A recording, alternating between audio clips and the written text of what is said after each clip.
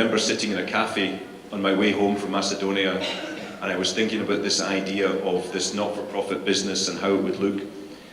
And normally I would take you would write PowerPoint, or you would have a big Excel spreadsheet about a business case. Instead, I wrote a press article. I made up a press article. It was fake. It was in the future. And it was about the company launching a non-profit arm in the future. And the chairman was successful. He was at the World Economic Forum in Davos launching this arm. And I sent the article to the chairman. It was 2 pages, very short. And I got his attention, and he invited me to a breakfast. And then I went to a breakfast to explain more details. And the breakfast then became a feasibility study. The feasibility study became a pilot, and the pilot became a business. So that's how it started. I would be interested also. It's on the book, by the way. Okay. So, any questions from the audience? Please, the mic over there. Thank you for that wonderful presentation. And your experience has been truly remarkable. I come from an IT services company. And more or less, I am at the point where you were in 2000, 2001. So looking for something more. What I cannot forget for the past almost 20 years is a story from the first part of the Matrix movie, where they say, the agents, they say, when we created the first Matrix, we created it in a way for it to be perfect for everyone, and it failed miserably. So what I'm thinking on a lot in the past couple of years is humanity inherently going into the direction of inequality? And are all these initiatives and all our positive energy always against the tide? And what is your perspective on how do we try to change this as a civilization? Thank you. It's a very big question, and probably we need a new conference at the UN to answer that question. I am no expert in these problems. One day you can be very depressed and pessimistic about the challenges around humanity, and the next day you can be optimistic. What I would say, and I come back to what I said in the presentation, technology can be used for bad things, and fake news, and it's causing a lot of problems, but also I think we are in a world where we will see radical transparency of how these large, enormous businesses, how they operate, where they operate, what they do, why they do it. And I think we will almost start to see democracy coming into large corporations, and it's not there today. So my optimistic view is that ultimately we will start to, as a society, and societies around the world, start to have more of a voice to influence towards a more positive social purpose. We will be able to influence these companies. And it's going to happen very, very quickly, I think. It's already starting to happen. Until we are waiting the second question in line with this, you obviously were testifying small victories within companies that you have been working with. Maybe that's the part of the answer. Yes, maybe this global view of the world is going nowhere versus that small stories. What are the small stories? How do you work with companies to achieve some change inside, and how the company react on that change? So most of my career as a consultant was working with the senior leaders. Sometimes the chief executives, sometimes the senior vice presidents, and trying to consult with them, to analyze their current operations, to talk about where their strategy could take them, and to use the example of the hybrid social business that we had created in Accenture as an opportunity for driving change. But that's a top-down approach. I'm increasingly interested in the bottom-up approach. I actually think that too many business leaders, I don't know what it's like in Macedonia, but globally there are very few senior business leaders that I think are making the changes, big enough changes, and fast enough. So I actually think that big opportunity now is to drive the change bottom up. And that's what I'm trying to do with this book, and that's what I'm trying to do with presentations, is to inspire the younger generation who don't want to wait 30 years for their company to do this. They want to drive change now. They want to believe that they're contributing to society. And through the force of numbers, you know, collectively they can do a lot. Individually it's difficult. I found that from very personal experience that I have shared. Bad things can happen. Collectively, these people will have a lot of power, and we as a society can demand that organizations can change in some way. So it's a different way of driving change. Thank you. More questions? Wenzel? Yeah.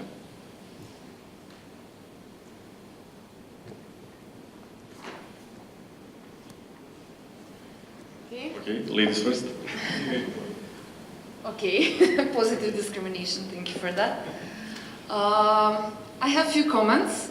First, let me thank you for your honest addressing. I really think that in Macedonia it's really important to hear business people speaking about social value, because here in the past years we are struggling to draft the national fiscal and legal framework for social entrepreneurship. It comes bottom up, it comes from the civil society sector. But my personal perception is that it's very hard to speak about entrepreneurship when you come from a civil society organization. And that's why I think that, and I really believe that business people that come from this business sector should be the one to be speaking about social values, and this is where we should shift the discussion. It's much easier to speak about the human value of the business than to give business skills to people that doesn't have a culture of entrepreneurship. So this is very important for us to hear, that there is a possibility for someone coming from a top position to go down and work with the local communities and then start a career out of it. But my biggest concern, and it's just a view on the capitalism itself, and that might build on the question that was stated, or the comment that was stated before. Do you think that capitalism isn't driving us all crazy? Do you think that the mental health issue is maybe not a topic that we can, yes, I agree that we can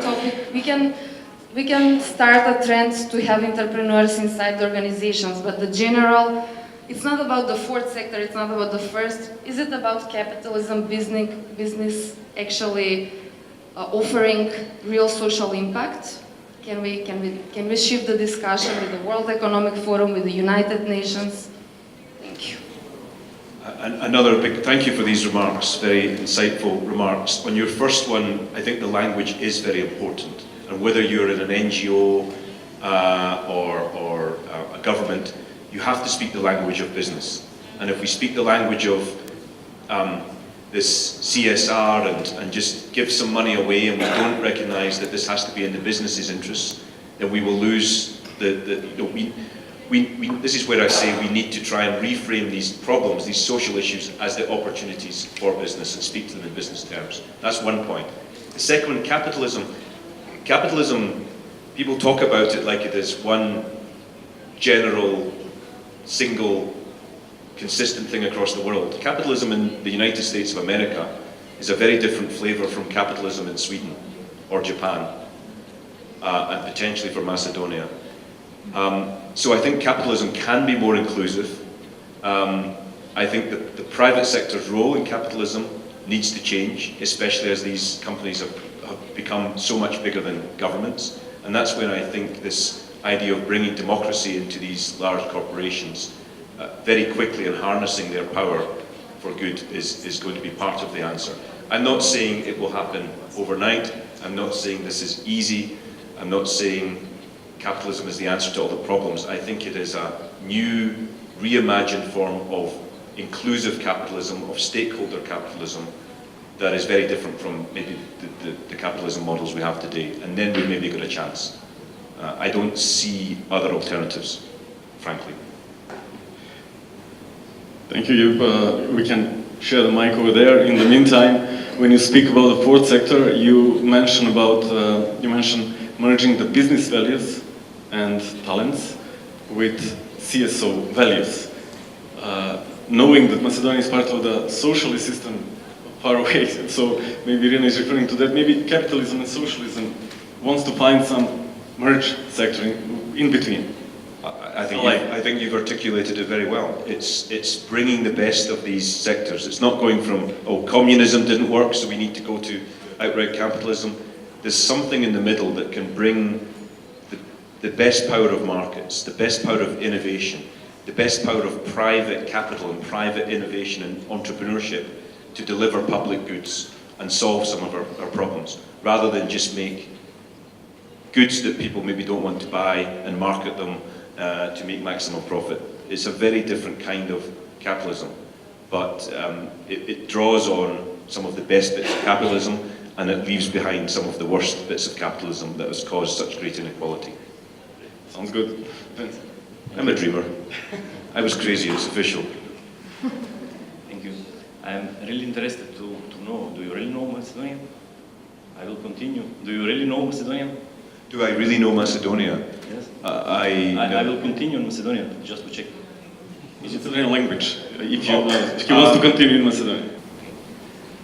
Слушам. Окей. За да изразам експресијата на прашањето кое што многу ме интересира за вас, бидејќи прво многу сум возбуден што сте тука. Ја не ве знаев порано. И слушав некои работи од кои што сум многу возбуден и многу интересни нови работи. И се согласувам дека бизнисот може да биде лидер на новиот свет. Бизнисмените можат да менуваат многу работи. Али ме интересира една ваша лична работа. Дали навистина верувате дека големите компании го менуваат светот и можат да го менуваат светот без да се промени поединецот? Бидејќи што ќе се случи со Nestle ако 1,4 милиарди луѓе се одлучат на 30 на ден или макар и на еден ден, наместо да ги потрошат парите на Nestle производите, да ги потрошат парите на органски јаболка. Колкава ќе биде таа нивна моќ? И што е со таа моќ ако поединецот однатре не се промени? Не знам дали ме разбравте.